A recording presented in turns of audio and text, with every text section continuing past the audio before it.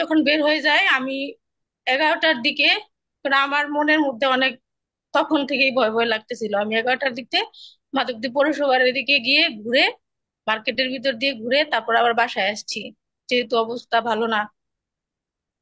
বাসায় আসার পরে আমি যখন রুমে মানে রুমে ঢুকে পড়ছি, পরে আমার বাসুরের বাসায় আমার জায়ের সাথে কথা বললাম এগুলা নিয়ে। তো আমার হাজবেন্ডকে ফোন দিলাম, উনি বলছে যে না, ওরকম কোনো ঝামেলা নাই, আমরা দলীয় প্রোগ্রাম শেষ করে বাসায় চলে আসবো। তো পরে উনি, পরে কি হয়েছে না হয়েছে জানি না। দুপুর দুপুরের পরে আমি যখন হচ্ছে ওনাকে ফোন দিচ্ছি, উনি ফোন রিসিভ করতেছে না। হুম। তারপর আমার ছেলে মেয়েগুলা আমার বাবার বাড়িতে রাইখা আমি ভাবলাম যে আমি আবার ওই মার্কেটের দিকে যাব, যে সামনাসামনি দেখবো যে ওরা ওরা কই আছে, কি করতেছে।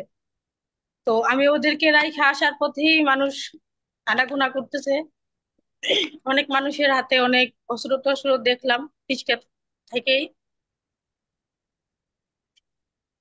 তো আমি ইস, বাসুরের বাসার কাছে আসছি, আইসা মানুষ পরে যখন বলতাছে যে অনেক অনেক ঝামেলা হয়েছে, মারামারি হয়েছে, আমি আর কিছু বলতে পারি নাই। তো আমাকে কেউ বলেই নাই যে আমার ওইখানে আমার হাজবেন্ডকে মেরে ফেলছে।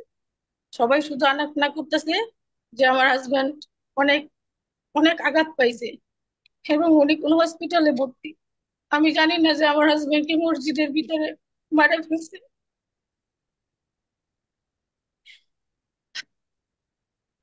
তো এটা কেমন কথা?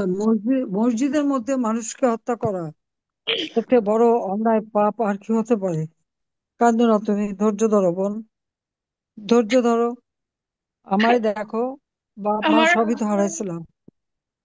দুইটা ছেলে মেয়ে নিয়ে আমি অনেক অসহায়ের মতো করে আছি, কারণ আমার হাজবেন্ড আমাদের জন্য কিছুই রেখে যাইতে পারে নাই, ওরকম সুযোগ তার হয় নাই। আমার মাধবদীতে একটা বাসা ভাড়া নিয়ে থাকতাম। তো এখন আপাতত আমার বাসুরের বাসায় আশ্রয়রত অবস্থায় আছি, আমাদের ওরকম কিছুই নেই। দুইটা ছেলে মেয়ে, কি করে ওদেরকে নিয়ে লেখাপড়া চালাবো। আর আসো, বাচ্চার কি নাম, কি তোমার?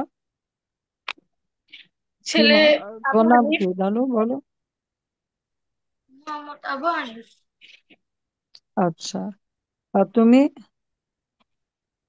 বলো। মেয়ে? রামিসা। মেয়েটার আচ্ছা। নাম রামিসা উম, আক্তার, আর ছেলেটা আবু আচ্ছা। হানিফ।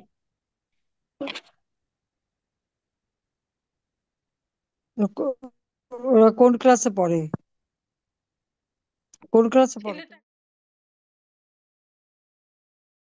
পড়ে।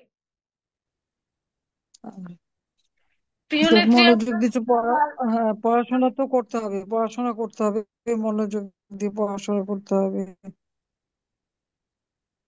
প্রিয় নেত্রী আপনার কাছে আমার একটাই মাকে দেখে আবেদন। রাখো। আপনি আমি আশাবাদী যে আপনি আবার দেশে ফিরবেন। এদেশের মানুষের দোয়া ও ভালোবাসা এবং আল্লাহর রহমতে আপনি আবার এদেশের দায়িত্ব পালন করবেন। তো আমি আশাবাদী যে আমাদের মতো যারা আওয়ামী লীগের নেতা কর্মী ছিল, যারা মৃত্যুবরণ করছে, তাদের ফ্যামিলি এবং পরিবারের দিকে আপনার সুদৃষ্টি সবসময় থাকবে। নিশ্চয়ই, সেটা অবশ্যই করব। আর এই হত্যাকাণ্ডের বিচারও করব। ছেলে মেয়েদের পড়াশোনা করো, ধৈর্য ধরে থাকো, আল্লাহর কাছে সবর করো। আমিও তো একদিন এরকম বাপ মা ভাই সব হারাইছিলাম। অপরাধ তো কিছু ছিল না, দেশের উন্নতি করছি, দেশের মানুষের স্বাধীনতা এনে দিছে, এটাই ছিল। তার ধৈর্য ধরো মা, তুমি চিন্তা করো না।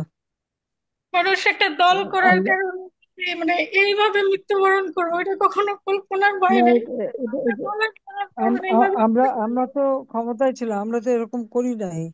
কিন্তু এই ইউনূস ক্ষমতায় আসার পর সে বলে আবার শান্তিতে নোবেল। সারা দেশের মানুষের জীবনে অশান্তি সৃষ্টি করছে, একটা পর একটা মানুষ খুন করে যাচ্ছে।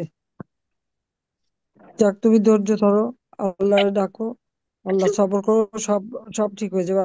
আমি আসবো, খুব তাড়াতাড়ি আসবো, সবই ঠিক হয়ে যাবে। কষ্ট, ধন্যবাদ প্রিয় এত নেত্রী। কষ্ট মানুষের। হ্যাঁ বলো। এই কষ্ট সহ্য হয় না। আহ, সাথেই থাকুন প্রিয় নেত্রী, আপনাকেও ধন্যবাদ। এবার বলবেন মাধবদী থানা জাতীয় শ্রমিক লীগের যুগ্ম আহ্বায়ক শহীদ মোহাম্মদ দেলোয়ার হোসেনের সহধর্মিণী আসমা বেগম। আসমা বেগম, আপনি বলুন।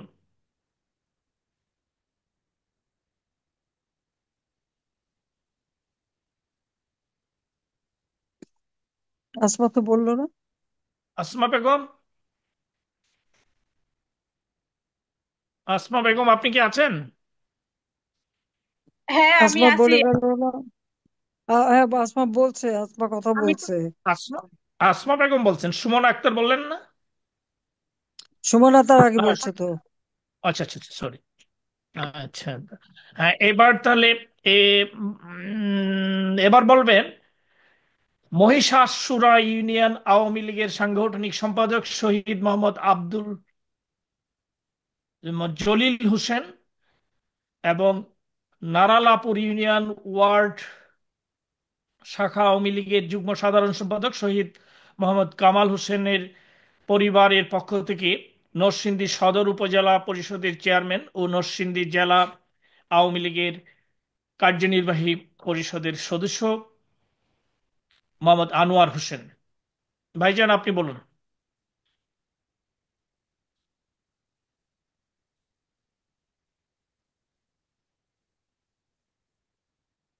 আনোয়ার হোসেন, আপনি বলুন, নিজেকে আনমিউট করুন। এই যে মহিষাসুর আর কোন জায়গায় নজরুল? মানে এইজন দুইজনের পক্ষ থেকে, তিনি ওনাদের ভাই হন সম্পর্কে, মহিষাসুর হ্যাঁ। আর হলো নুরালাপুর ইউনিয়ন ওয়ার্ড শাখার